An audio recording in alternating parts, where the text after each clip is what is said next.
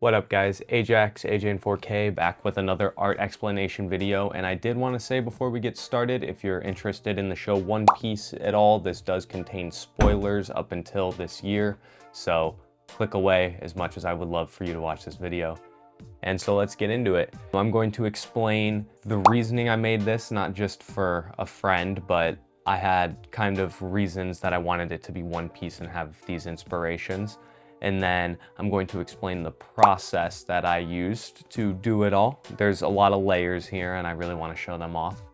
And finally, I'm going to also explain why I chose specific things to be represented here and why I chose specific processes throughout the whole thing.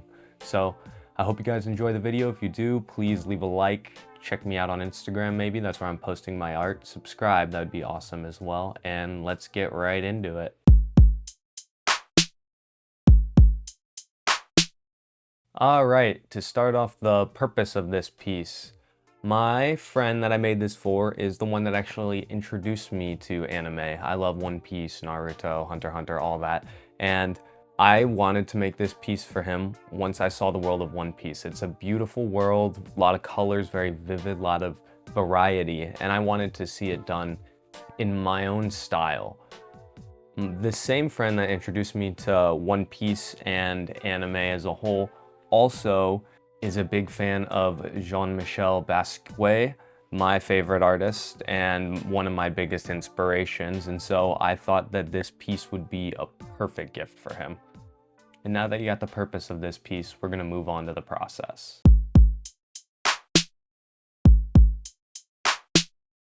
Okay, before we start explaining the process, I wanted to say once again, spoilers, please click away if you're interested.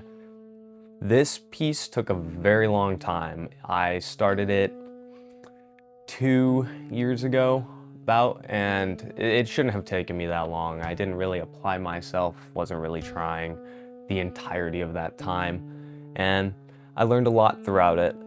Part of the reason it took such a long time was it did have a very intricate process.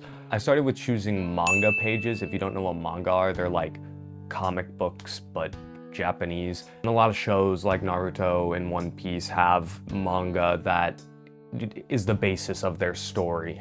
And I wanted to take the most important and influential moments throughout the story and put them here in this work, and that's what I did. I think I ended up cutting up 300 total small pages, trying not to get out of the frame, but I probably will.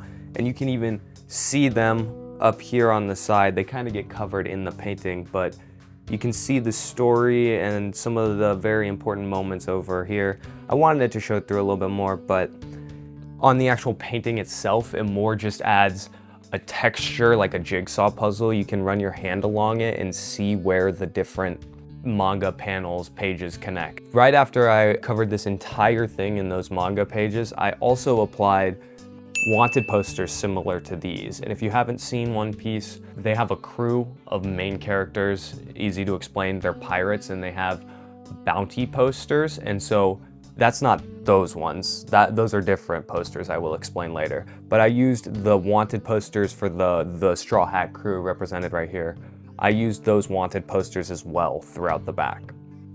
And then I wanted to make it seem a little bit like wall art, a little worn and weathered, and so I used a lot of neutral tan colors like you probably saw on the side to cover up this original base at first and vary it up in a almost brick-like way is how I would describe it. And after I covered it all in paint, I drew this right here. This is one of their ships as well, the Going Merry. And I think it looks really good and works very well because in this background sort of area, it almost looks unfinished and sketched, like it's not quite supposed to be there, and I think it looks awesome. And after I had done that and done the little graph pattern again to add to the draftiness of it, I ended up painting the background, the blue and the green.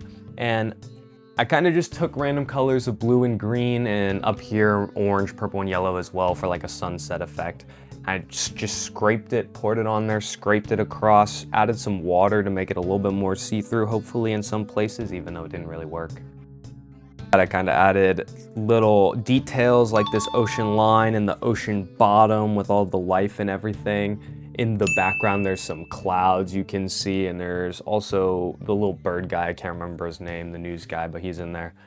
I also added these wanted posters that we'll talk about now, which were the emperors of the sea in One Piece. These ones with the X's were emperors. These ones are the current emperors that no longer have the X's. And this one at the top is Luffy. And I covered them in Jean-Michel inspired art, again, to bring out that influence and do some callbacks to him. And I like it. I like the crowns I used for like Whitebeard, and I like this thing I did over Blackbeard's face. I think it looks dope. And so after adding all the details and seeing how segmented it looked, I added this sort of graffiti spray paint effect over the background using green and blue like in this sort of shape and green sort of this shape to smooth out the edges of the ocean and the sky that I had created. And after I had that, I added these quotes in the background from One Piece. You got one from Dr. Hiriuluk, you got one from Zoro, you got one from Usopp. And I also added some random stuff, like there's a berry symbol behind this right here, which is their form of currency. And there's also this little Jean-Michel inspired kind of puzzle to solve that just is a list of the Straw Hat Crew's names. And so after I had done those background details, those extra additive things, quotes, I did the map that is the One Piece world. And it actually goes, there's little arrows that point in the direction of their journey from island to island and where they went. So they go, this is all East Blue is 0, and then it starts at Drum Island, which is where Chopper's from. And it goes to Alabasta and Jaya, I believe, up to Skypiea, down to Long Land, you know, all the way throughout it. And One Piece is still a story that's ongoing, so at the end it goes to a question mark. And this piece is supposed to represent One Piece up until this year, you know, not going forward because I can't see the future, as to why it is called the 9725 Sunny. And so after I had finished doing the islands and the map throughout, I started doing this little whale right here. This is Laboon. Laboon was someone that they met really early on, just a cool little Easter egg in there. And after that, I was on to the ship. The ship is airbrushed here, here, and here. I wanted to make it more see-through in certain areas, but the red's really see-through. You can even see through to the islands behind. The rest of it I did in acrylic paint, and I detailed out pretty much the entire ship, the 1000 Sunny, as they call it, and I really like it. I put all the characters on there as well. Some of them with little call-outs to themselves, like Sanji has some hearts, Zoro is sleeping, and I used Zolo instead of Zoro because that's how the name was originally printed in the manga. Frankie is not an accurate representation of himself. I used Optimus Prime from Transformers, just a fun little nerdy thing. And same with Brooke. Brooke is actually a skeleton from Minecraft instead of an accurate representation of himself from the show. And after I had finished this part, I moved on to the final accents, which were this One Piece logo right here, also airbrushed on for the background, partly acrylic on to do some of the blending, and this red right here. And this is my symbol right here. That's the final thing I did, but these two right here, this is the crown for Jean-Michel, and this is my Ajax logo. And that was the process of the whole thing.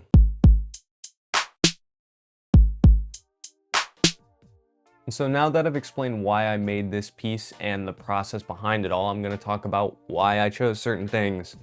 I already did some of that earlier, but I'll go over it again. I chose the islands because they are the most concrete theme throughout One Piece. They're going from island to island, they're traveling, it's a journey, you know? And I thought that would really represent the narrative of this story well. I included this ship right here, the Going Merry, as like a ghost because in Water 7, I believe it is, the Going Merry actually falls apart and dies on them, I guess, is how I would put it. And so it's kind of like a ghost looking over them for their journey as they go forward. And there are elements of that in One Piece as well, as dumb as that may be, that the ship is like a ghost. This ship is the ship they use now. I wanted to represent the crew on here somehow, and this I thought was a great way. I really like its placement, and I really like the way it's represented with the airbrushing and everything. The names are on there for the characters because they're really small, and from far away it's hard to see the details, so I wanted people to know that they're there. And again, it draws to that graffiti influence that I've been showing in a lot of my pieces and that I worked with for a long time. I chose these quotes because I thought they were pretty influential. This one in specific I wanted to leave out in the open because a man dies when people forget him. That's a very true statement, like Day of the Dead type shit. I chose this, so this red part right here in the background that kind of separates it down the middle, that is the red line, which is what they have to cross to get it basically at the midpoint of One Piece. They have to cross that to continue about their journey. And I wanted to represent it very abstractly, but still have it there. This character in the One Piece logo is actually from a Jean-Michel painting as well. And not in this color, he's actually in silver in the painting, which is why there's silver whiskers on there instead of the red, which are in his painting. But I thought it worked perfect right there, because normally in the One Piece logo, that is Luffy. And I wanted this logo to point out that it is not just a One Piece representation, it's a One Piece Jean-Michel-esque representation. And as for placement, I chose these to go across the entire piece because it's like a narrative that progresses. And I chose them to be a little bit above half because I didn't want it to be perfectly symmetric or geometric. I wanted it to be a little chaotic, a little varied, a little odd. And I think that the way that I placed this not in the middle, not in like the center of the painting, obviously it's in the middle, like horizontally, but the way I didn't put anything centered and as the main centerpiece of the painting, I think works really well. It makes your eyes travel from item to item and not really know what to focus on. And so yeah, that's my thoughts on why certain things are here, why they are where they are, and why I use the processes that I used. So yeah, thank you guys for checking out this video, seeing what I made, seeing how I made it. I love to explain it, and I'm glad that people are interested in it. And like I said, this is two things that are very close to me that I love, One Piece and Jean-Michel, and I'm glad that I got to make them my own through this way. And so if you want to check me out on Instagram, please do so. That's where I'm going to be posting more of this art. I should have a song up in the next couple weeks, hopefully. And besides that, I'm just going to keep churning them out. I hope to have a website up soon where I could be selling some of my original pieces if you're interested. And besides that, guys, Merry Christmas, Happy New Year's. Oh, this isn't going to be posted way after that. Never mind. Take it easy.